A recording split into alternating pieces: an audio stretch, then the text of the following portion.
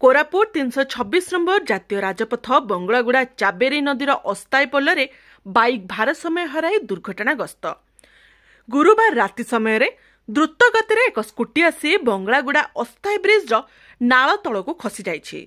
दुर्घटना स्कूटी थिबा 2 जन आहत होइछन्ति। आहत माने कुसुमगुड़ा ग्रामर होइथबार जणा पड़िछि। कोरापुटरू काम सारी निज घर को फेरुथबा समय घटिछि दुर्घटना। स्थानीय बासिंदा उभय को उद्धार करे आम्बुलेंस साहाय्य पोड़ागाड़ डाक्तरखाना को स्थानांतर करिथबा जणा पड़िछि। सेठारे उभयंक प्राथमिक चिकित्सा करा जायथबा देखिबाकू मिलिछि। दांत भांगला दांत मन भांगला तो जागा भांगी गला हां ओय से छोटो पिलर नाही बड़ पिलर हां बड़ पिलर